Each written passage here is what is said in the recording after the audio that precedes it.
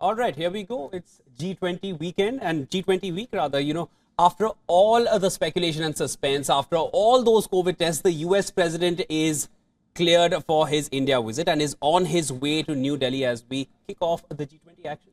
Absolutely. And as we inch closer to the G20 Summit in New Delhi, world leaders have started arriving in the Indian capital. As Shivan mentioned, US President Joe Biden departed from the White House for the summit as well. And he will arrive at this weekend's Group of 20 meeting with an offer for the Global South, which he is hoping to seize in the absence of the leaders of China and Russia. Definitely. I think US is trying to make the most of China and Russia's absence. Biden hopes to persuade fast-growing economies in Africa, Latin America and Asia. And there is an alternative. That is what he wants to reiterate, that there is an alternative to China's Belt and Road project, which has funneled billions of dollars into developing countries, but left many deeply in debt. Furthermore, a bilateral meet is scheduled to take place between Indian Prime Minister Narendra Modi and US President Joe Biden on the 8th of September. Right, on this trip, it also comes ahead of Biden's 2024 presidential re-election campaign, Shivan. Since the meeting comes against the backdrop of the ongoing Russia-Ukraine war, the two leaders are also expected to touch upon the economic and social impact of the war, and climate change ranks high on the agenda as well.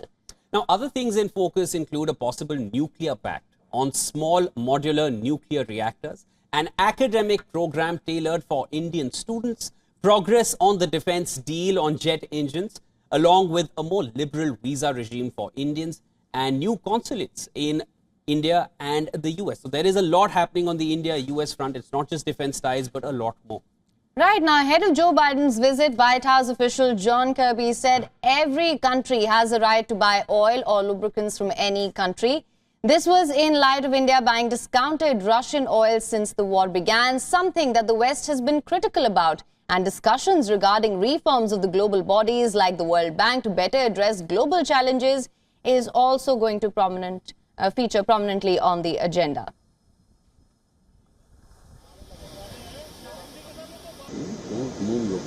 Then we go off on the screen, link. Now, as the US President heads to India, WION's correspondent Susan Tehrani explains what this visit means for Biden's re-election bid. Listen in. The trip comes as Biden's re-election campaign ramps up and seeks to portray him as a strong leader on the global stage.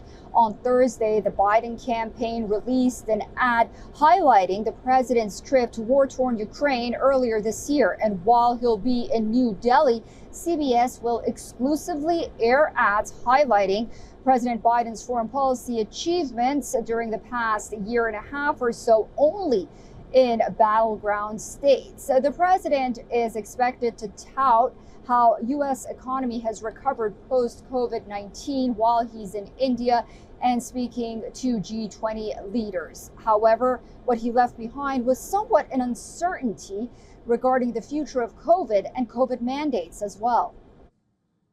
Now, Susan further explains what geopolitical developments to keep an eye out for at the G20 Summit. Listen in.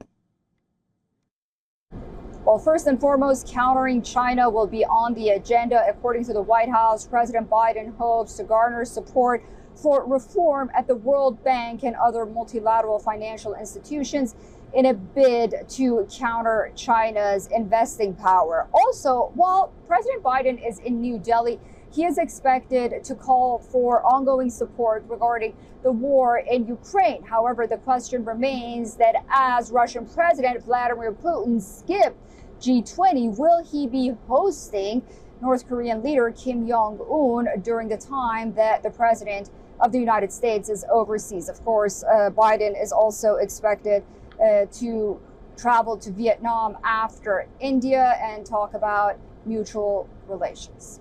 WION is now available in your country. Download the app now. Get all the news on the move.